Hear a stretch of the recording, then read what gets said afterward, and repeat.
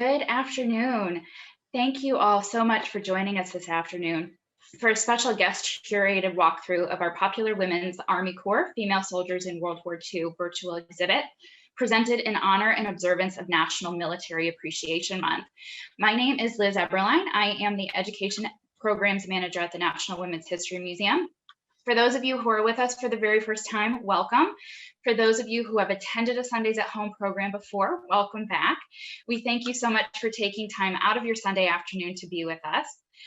As always, we are recording this presentation so that it can be available on our website following the event.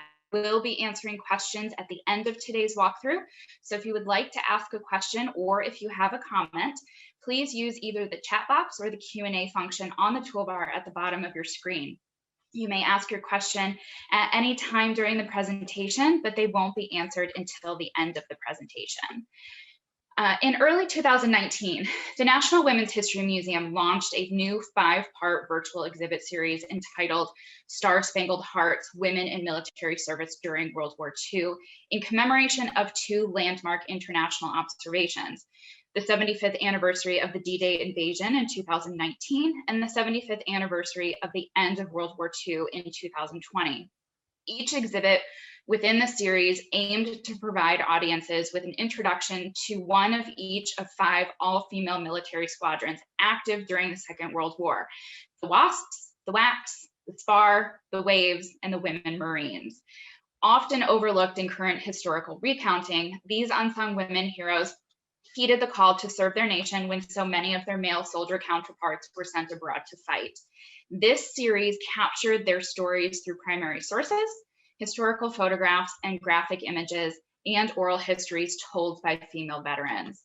Today's walkthrough focuses on the Women's Army Corps exhibit, curated by former National Women's History Museum Public History Research intern Lacey Updike in 2020. Unlike the other women's auxiliaries, the WACs served in all theaters of the war, dispelling the notion that women were unfit for combat conditions, working as switchboard operators, mechanics, cryptanalysts, clerks, motor pool drivers, and in many more positions, both overseas and stateside. WACs effectively freed men to fight on the front lines where they were needed most. Not only did the Women's Army Corps assist in securing an Allied victory during World War II, they proved that women could serve their country effectively and pave the way for women's place in the Army today. Now, just to give you a heads up, this is a walkthrough of this exhibit. I won't be going slide by slide through the exhibit today, although if you have not already had an opportunity to view the exhibit in full, please visit the online exhibits page on the National Women's History Museum's website, womenshistory.org. Our discussion today is going to focus mostly on the discrimination that these women had to overcome in order to become a respected part of the United States Army during World War II. So we'll start our exhibit with foundations of auxiliary corps in World War II. Women have long been involved in the military during times of war, though not always in a capacity that we might recognize as traditionally military. For centuries, women have followed armies, many of them soldiers' wives, providing indispensable services such as cooking, nursing, and laundry.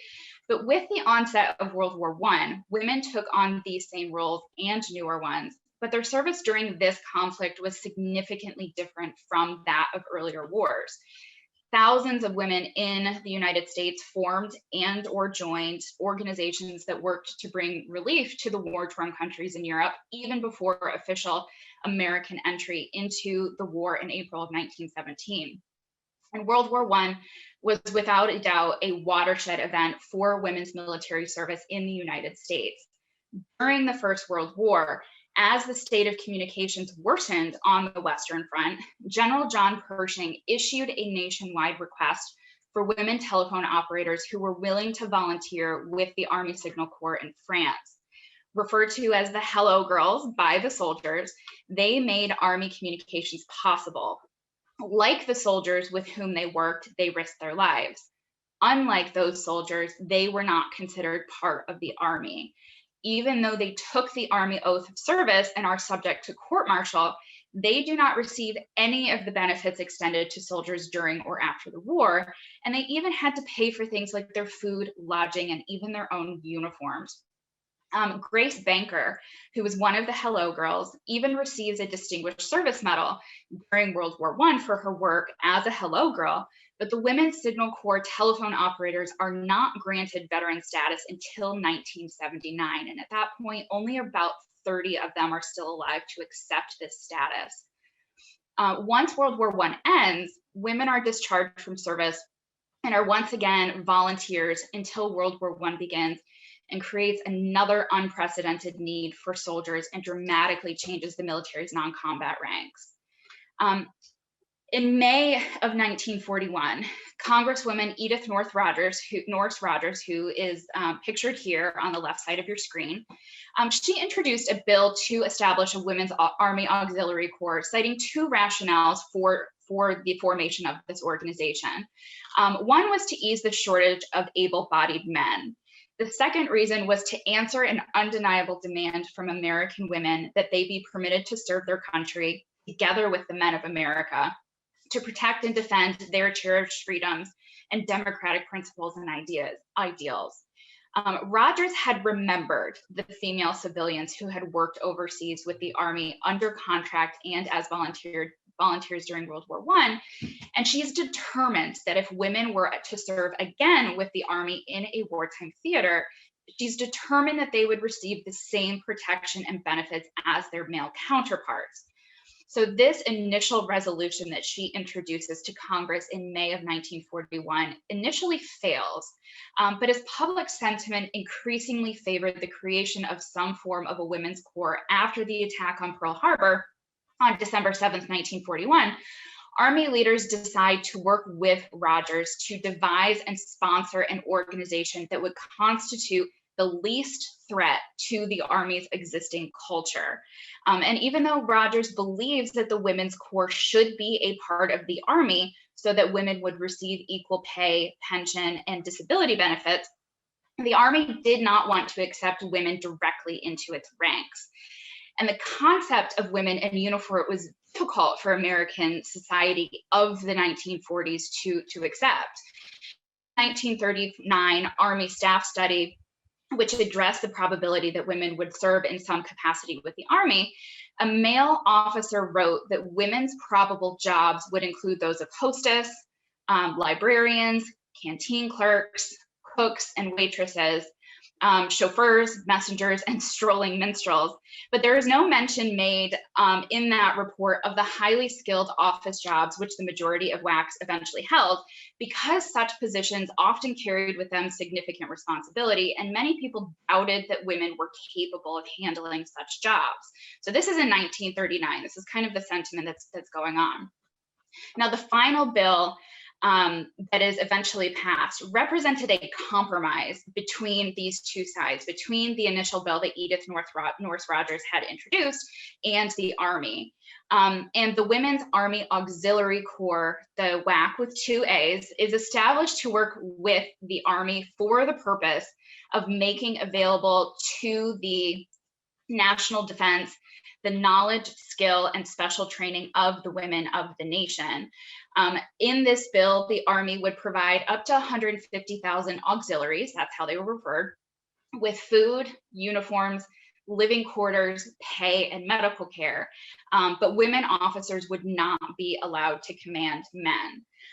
The director of the WAC was assigned to the rank of major. But WAC first, second, and third officers served as the equivalent of captains and lieutenants in the regular Army, but they received less pay than their male counterparts of similar rank. For example, although the duties of a WAC first officer were comparable to those of a male captain, she received pay equivalent to that of a male first lieutenant. So even though she's doing the same job and her responsibilities are the same of the equivalent of a captain in the Army, she's receiving pay of that of a lesser rank for doing the same job. The first women to arrive in training centers. So this is Olivia Culpobby. She is I'm sorry, Oveta Kaphabi. She's selected as the director of the WAC once the bill is passed. The first women arrive at the first WAC training center at Fort Des Moines in Iowa in July of 1942, July 20th, 1942. Among them are 125 enlisted women and 440 officer candidates, 40 of whom are Black. So we do have 40 Black officer candidates who are a part of this initial class at the training center in July of 1942. The 40 Black women who enter the first WAC officer candidate class are placed in a separate platoon. And although they attended classes and mess with the other officer candidates, post facilities like service clubs, theaters, and beauty shops are segregated at this time. This is Oveta Kaphabi taking the oath of office. The majority of the newly trained WAC officers, the first of whom finished their training on 29th of August. So they arrive on July 20th and they finish their training on 29th of August. They're assigned to Fort Des Moines to conduct training, to conduct this basic training.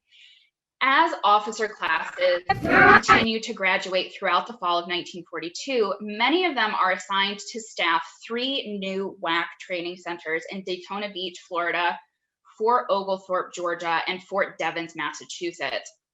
Others accompany WAC companies sent to U.S. Army field installations across the country. Black officers are assigned to Black auxiliary and officer candidate units at Fort Des Moines and Fort Devens. In total, the Army opens 5 training centers throughout the United States. And the Army requires that WACs hold high school degrees, that they're high school graduates, that they're between the ages of 21 and 45 years of age. They're between 5 and 6 feet tall, between 105 and 200 pounds, and that they're of good health and character. And that kind of keep that in mind as I continue talking, because the idea of being of good character really comes into play a little bit later, kind of down the line when we're talking about starting to form, getting rid of the auxiliary and integrating these women into the Army itself. The women also had to pass a physical examination and an intelligence test similar to the one that was administered to prospective male officers. But the rigorous requirements of these tests and of the training that they go through also does not guarantee pay parity. Stateside, the basic rate of pay for enlisted women was about $21 per month. And women in the auxiliary did not receive overseas pay. They were not eligible for government life insurance. Their next of kin could not collect their death gratuity if they were killed. They were eligible for treatment in veterans hospitals if they became sick or wounded, but they really were not afforded really these same benefits as the men.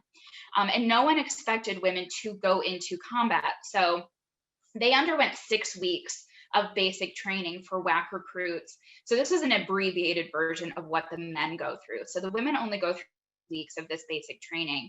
And that consisted primarily of marching drills, military customs and courtesies, map reading, company administration, and supply and mess management. And now I'm going to switch to the next screen where we keep hearing the volume.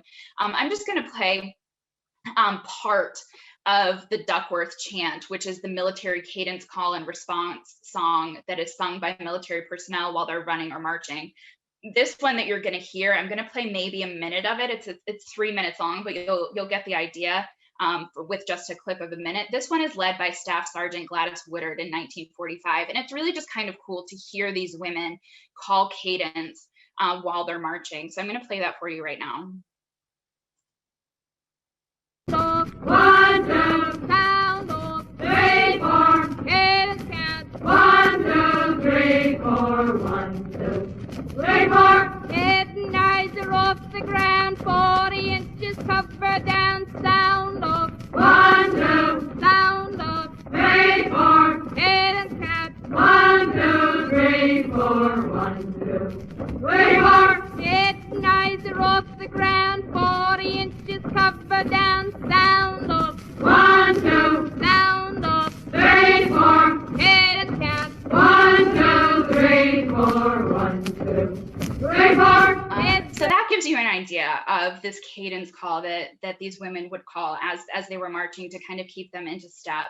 I think it's very cool, so I wanted to share that with you, a part of it. Again, if you're interested in hearing the entire thing, it's a little over 3 minutes long. You can find that in the exhibit that is on the National Women's History Museum's website.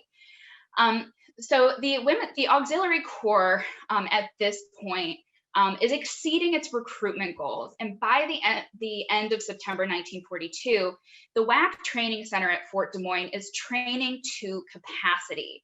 And at this point, the Army has created 4 additional training centers to handle the demand of the recruitment that they have received. By June of 1943, however, recruitment has fallen.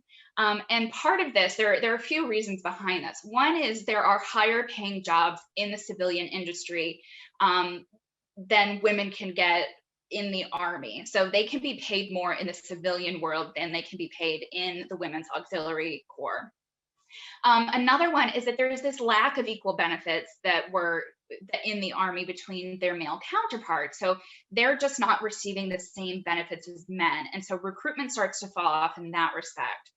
Another one is the attitude within the Army itself, and that plays a major point here, especially as I go back and I talk about what I mentioned earlier, is that these women recruits had to be of good character. But there is this, what they refer to as the slander campaign that starts to come to light in 1943, which really begins to affect recruitment within the ranks of the Women's Army Auxiliary Corps. Alerting Army intelligence to indications of an organized whisper campaign. Director Hobby requested an investigation into this, although her request is initially denied. But it's suspected by both Director Hobby and the War Department that Axis powers had begun spreading rumors in order to discredit the Women's Army Auxiliary Corps, which would disrupt the mobilization of the Army as a whole. In June, a full-scale investigation of possible Axis influence is launched by the Army's Military Intelligence Service. Their investigation finds that these rumors were not created by the Axis powers, but instead by male Army personnel, by soldiers' wives, by jealous civilian women, gossips, fanatics, and disgruntled, discharged WACs. One intelligence officer noted that the slanderous allegations that Hobby had identified were in a similar vein to those that had been found in the mail censors in soldiers' letters home from overseas. Letters home from enlisted men had contained a great deal of criticism of these female soldiers.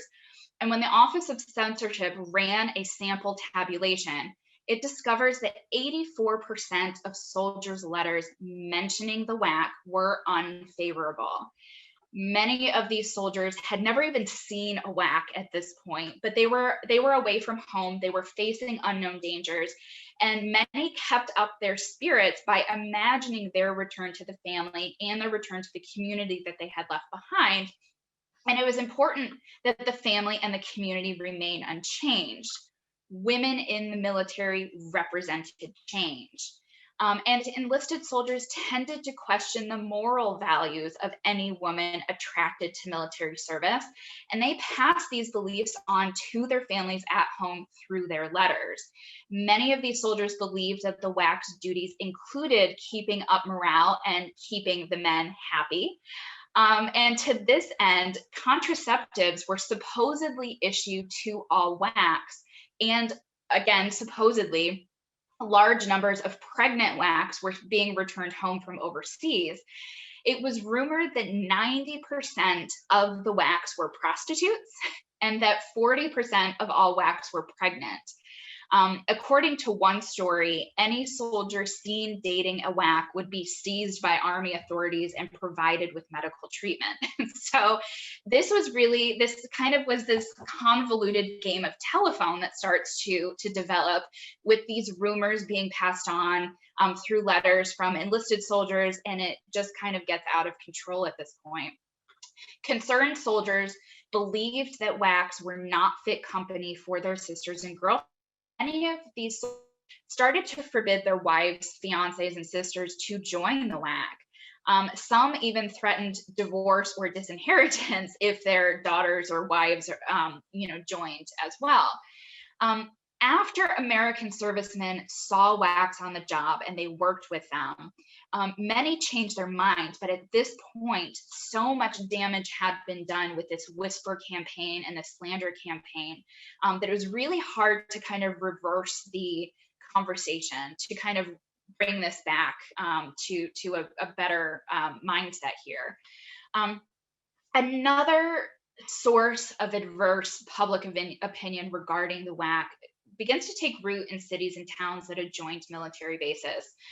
There were these rumors that were sometimes started by jealous civilian workers who feared that their jobs were endangered by the arrival of the WACs, or by townspeople who were annoyed at WACs who came to town in groups and took over favorite restaurants and beauty shops. And the growth of many Army posts during this period changed many small communities forever. And the presence of these women in uniform for the first time was the symbol of these changes that were being made. The most significant case of anti-WAC feelings originated with many enlisted soldiers who were comfortable in their stateside jobs and did not necessarily want to be freed for combat. And also by the mothers, wives, sisters, and fiancés of these men who were not anxious to see them sent into combat either. And many people believed that the WACs were to blame for the possibility of these men having to leave these jobs and be sent into combat. And people really found it convenient to believe the worst rumors about female soldiers. And again, sometimes repeated this gossip to their friends and neighbors. And again, it just becomes this kind of convoluted, out of control game of telephone where facts are distorted and people begin to believe the rumors that are circulating regarding the WACs and their moral character. And it just kind of becomes hard to course correct this conversation. In general, the American press had reported favorably on the WAC, but there were exceptions. There was a well-known column called Capital Stuff that was carried nationwide by the McCormick newspaper chain.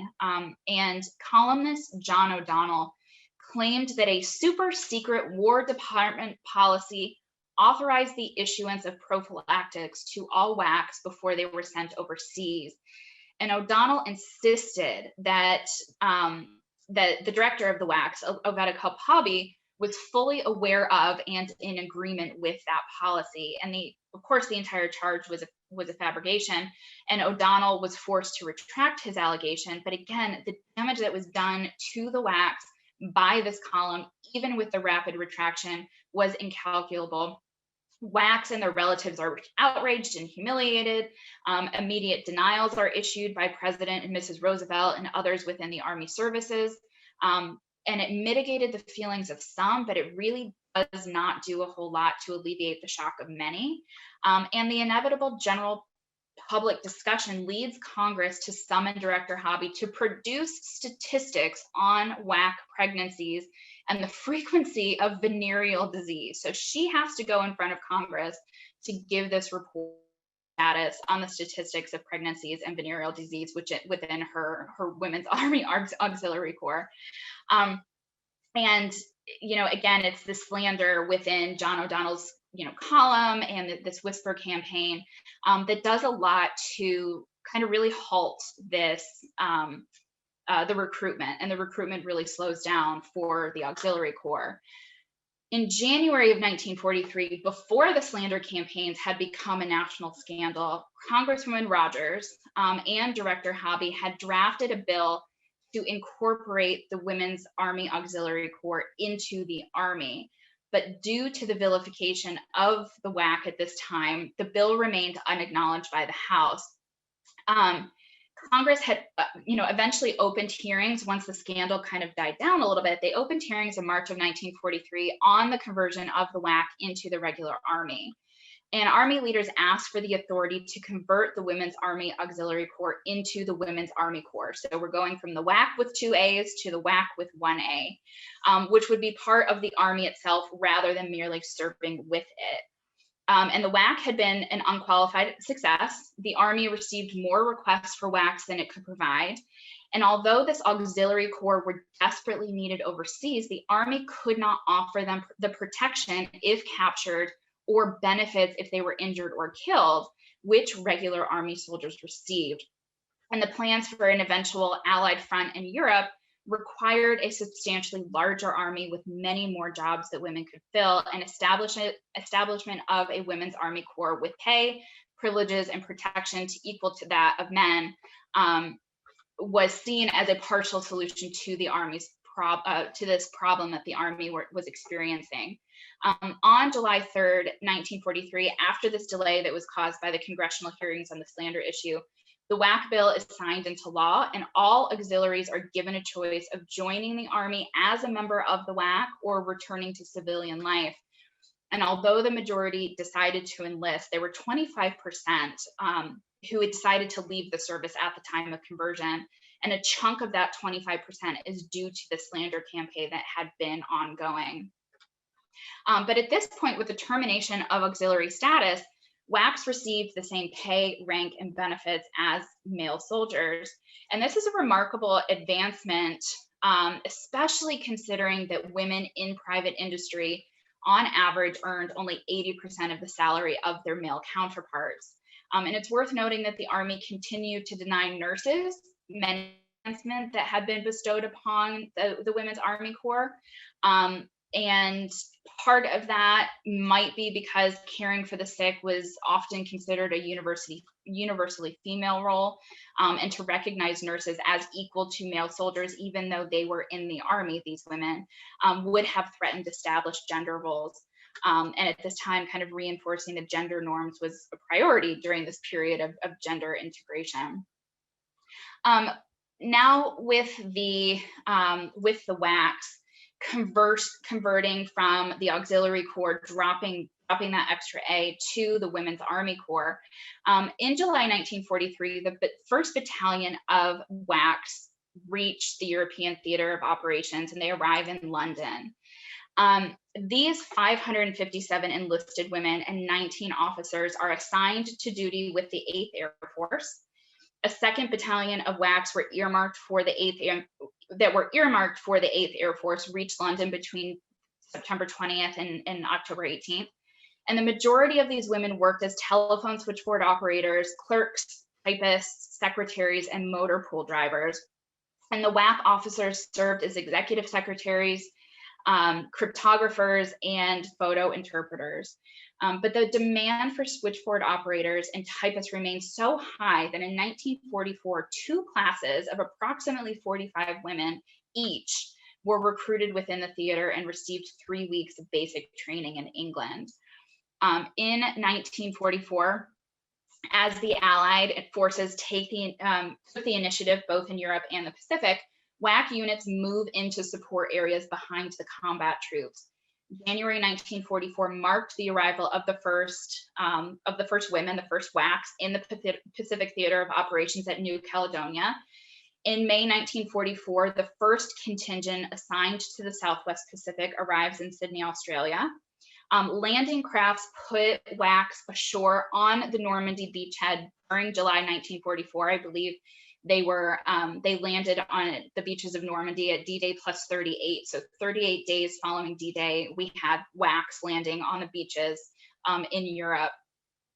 Their WACs begin assuming duties in the China, Burma, India theater. And by the end of the war, women had served in almost every corner of the conflict. But American society was also racially segregated in the 1940s, and so was the Army, and so were the WACs. And that fact did not prevent minority women from serving their country.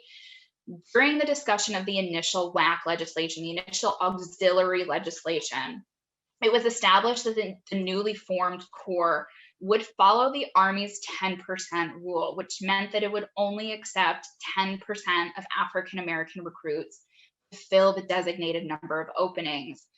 When Fort Des Moines opened in 1943, as I mentioned earlier, Black WACs filled 40 seats of the first 440 officer candidate training vacancies. 440, I'm sorry, I keep saying 444.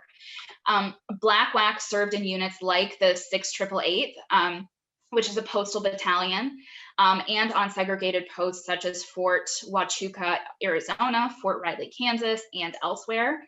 There was a battalion of Puerto Rican WACs that served together at the New York port of embarkation, and there were other Hispanic and Native American WACs that also served with distinction.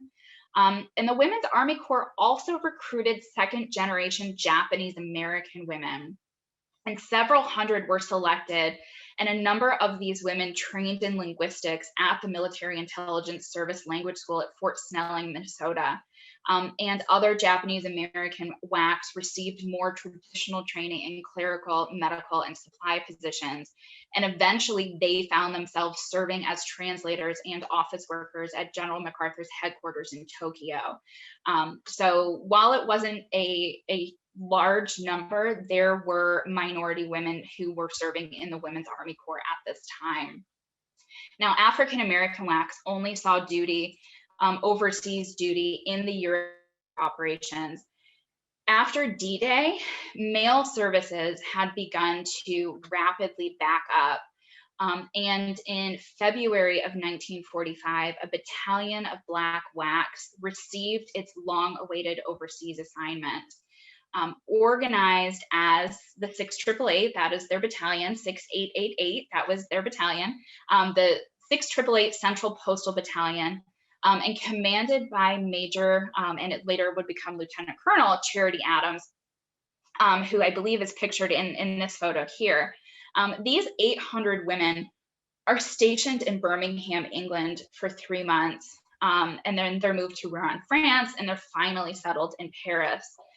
And this battalion is responsible for the redirection of mail to all US personnel in the European theater of operations, including the Army, the Navy, the Marine Corps, civilians, Red Cross workers, you name it, this battalion is responsible for over a total of over 7 million people.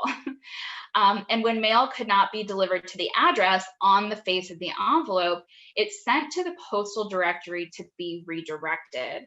And the 6888 kept an updated information card on each person in the European theater of operations. Every single person, they had an information card on them and where their mail should be directed. So just imagine how much organization this takes.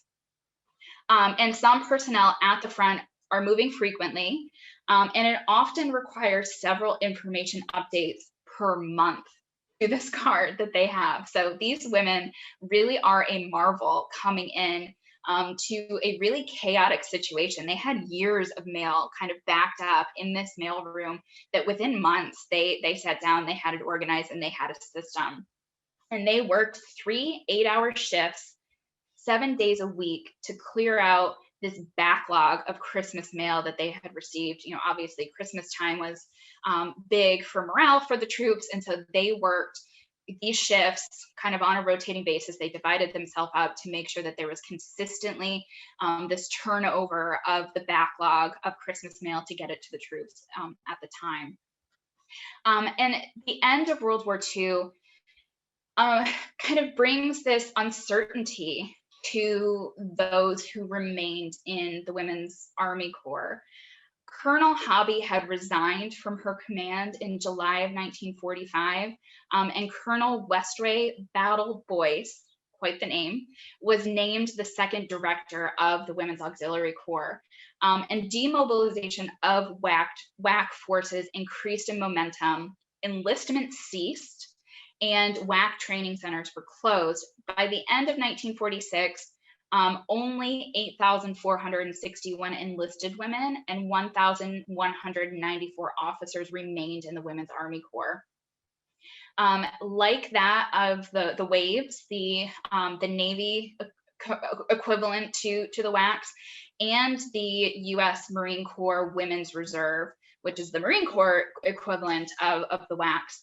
A volunteer program was offered to these remaining WACs that remained in the service, But the response was not enthusiastic because these enlisted women wanted more specific information regarding their future in the military.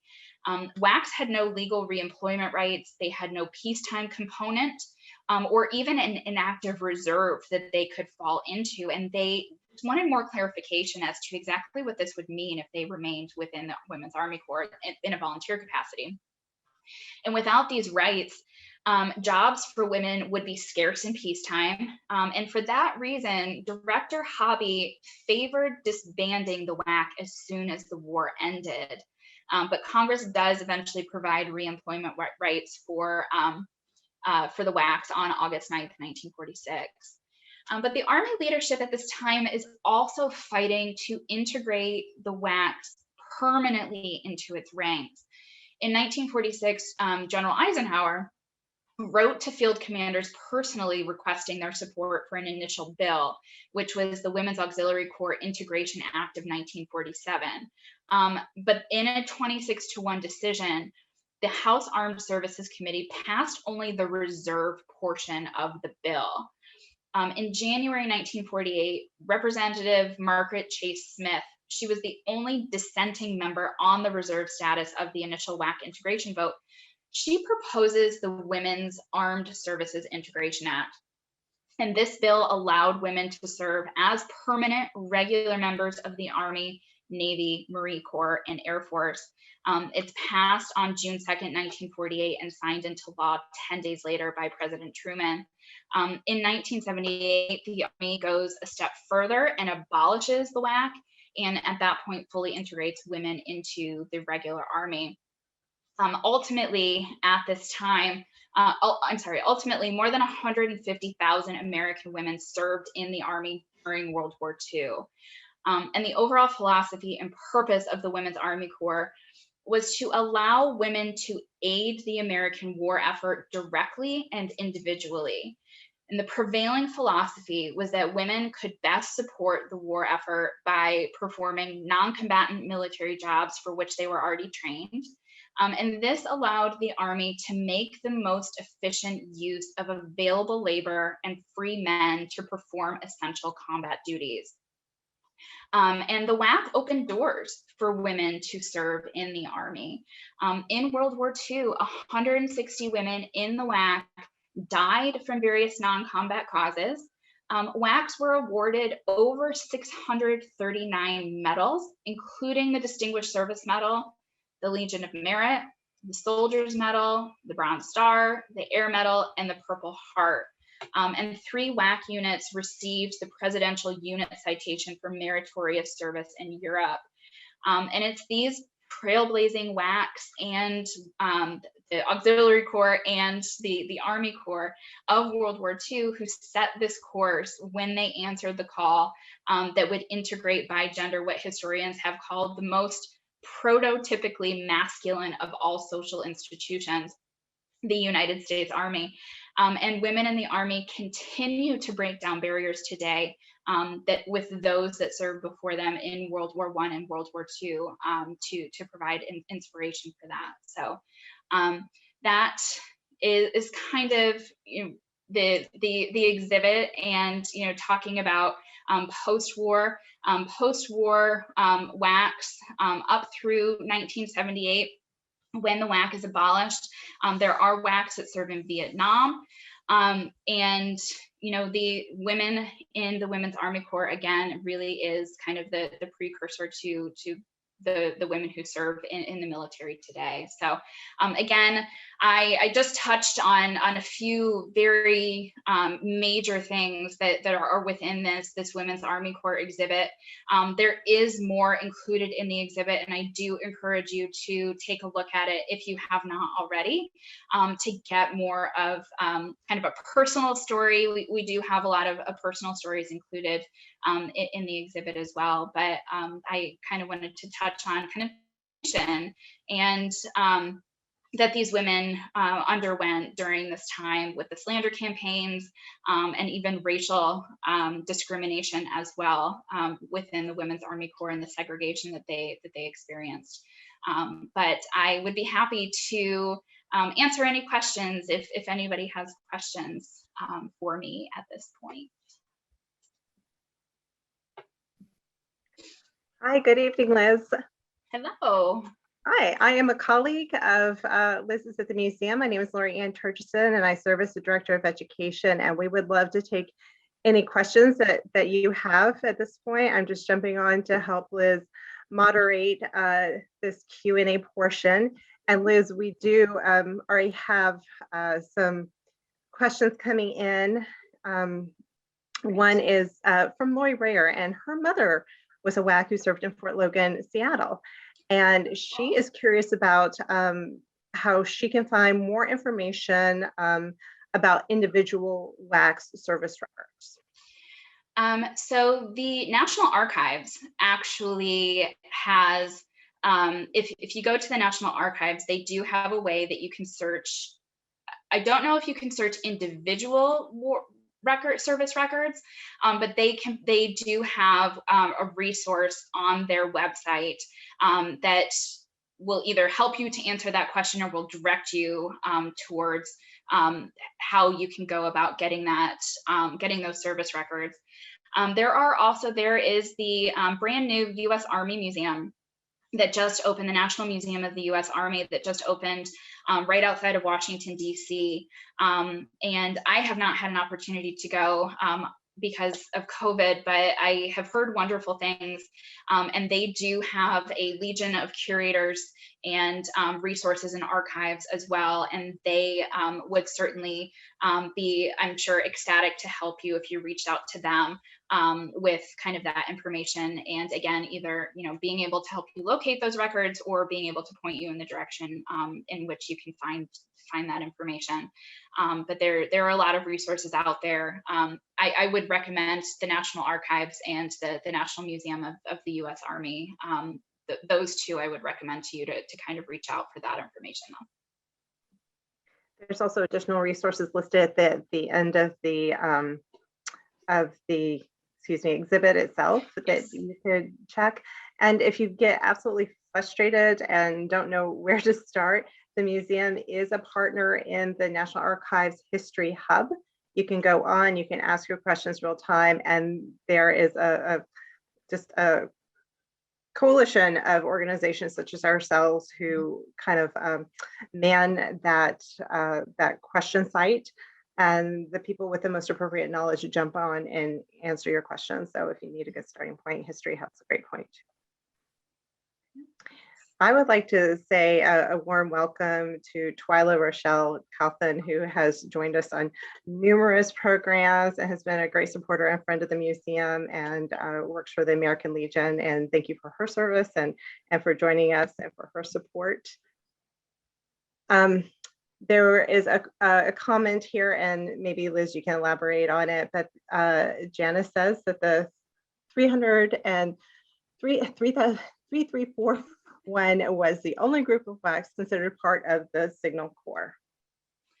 I do not know specifically, but that sounds about right. I know that the Signal Corps in the WACs during World War II. Now I don't know beyond World War II. I know that there was only one group of WACs in the Signal Corps. That number, I don't know if that's the correct number. I don't know if you were asking or telling us that, but yes, there is only one group of WACs who were considered part of the Signal Corps. So if that is the answer to the question, and again, the whole number and trying to get the battalion correct, the 3341 was the only group of WACs considered part of the Signal Corps. Again, I don't know specifically if that is the exact battalion, but there was only one that was considered part of the Signal Corps, correct?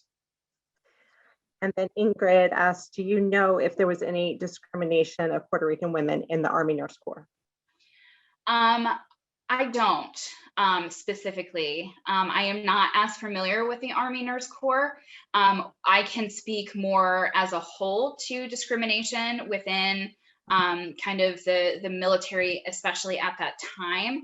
And I can say that, Puerto Rican women as well as other minorities did experience discrimination at the time, and I can kind of guess that that would also be the case within the Army Nurse Corps, although to be honest with you, I'm not as familiar with the Army Nurse Corps. I don't have kind of that knowledge to fall back on.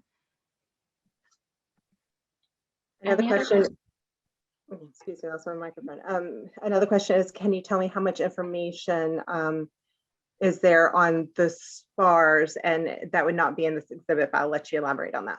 Yep. So we did the Women's Army Corps exhibit that we walked through today is one of a 5-part series that we at the National Women's History Museum curated. We have an exhibit on the SPARs. So again, I encourage you to go to the National Women's History Museum's website, womenshistory.org. We have a tab that is dedicated to online exhibits, and you can find the SPARs exhibit. I do know Kate, who was the one who curated that exhibit. She mentioned in the process of researching that exhibit that the Coast Guard, there weren't as many available public archives related to the Coast Guard and the SPARs. So she was able to find really fantastic information, but she had to go directly to the archives and request permission to get that information. But at the end of the exhibit, at the end of all of our exhibits, we'll have a final page that will give credit for photographs and also provide additional resources and a list of bibliography of sources that were used to curate the exhibit. So you can find an entire list at the end of that exhibit that will help you to see where we got our information and maybe help you if you're looking for more information on doing your own research, kind of a good jumping off point there. But I know she had to contact the Coast Guard directly to see what kind of information she could get from them for that exhibit. But again, go to the end of that exhibit and it'll list out a bibliography of where she obtained the information for the exhibit. And since you're on a roll, do you want to go ahead and mention the other exhibits that we have? This was a part of this exhibit, as well as the one you just mentioned about the SPARs, as part of a larger exhibit series. Do you want to go ahead and talk a little bit about the other 2 exhibits that were part of that? Yeah, so as I mentioned kind of in my introduction, this was part of this 5-part series that we launched that was kind of entitled as a whole, Star Spangled Hearts, Women in Military Service During World War II.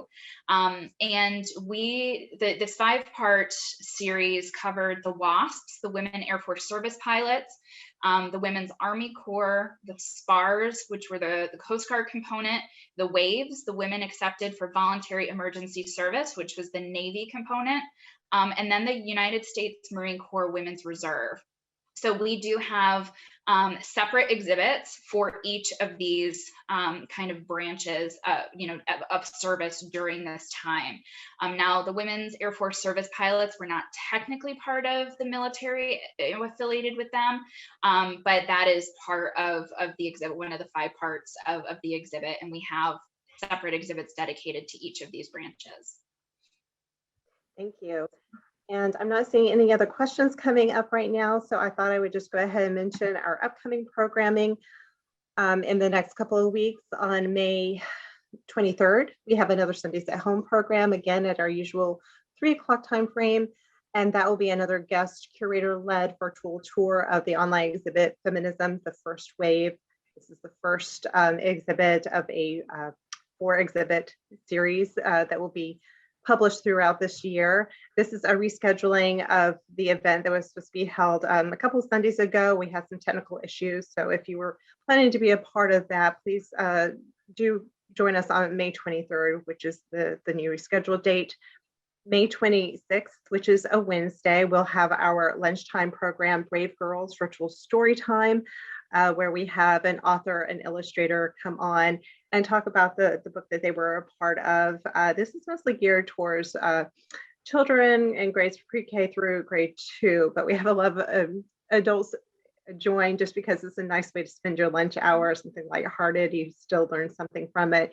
In this case, we will be reading June Almeida, Virus Detective, talking about the first woman scientist who discovered the first human coronavirus. So very timely in that sense. June 13th, we will have the next installment in our 4-part virtual symposium series called The Missing Waves of Feminism. And this is in celebration of the museum's 25th anniversary this year. And then take a look at Eventbrite. If you search under NWHM, all of our events come up, and you can sign up to attend them there. Naturally, they're all free, but we do ask that you RSVP for them. I'm seeing some wonderful comments in the chat. We appreciate all of you as well. Thank you for your support. Thank you for your kind words. And thank you for your time this evening. Liz, I'll turn it back over to you. Well, thank you all so very much for being with us this afternoon, for all of your wonderful comments and for your questions, and for Laurie Ann for assisting with the Q&A. And we certainly look forward to seeing you again at another Sundays at Home programming or additional programming that we have going on in future dates. So thank you all so much for spending your Sunday with us, and we hope to see you again soon. Thank you so much.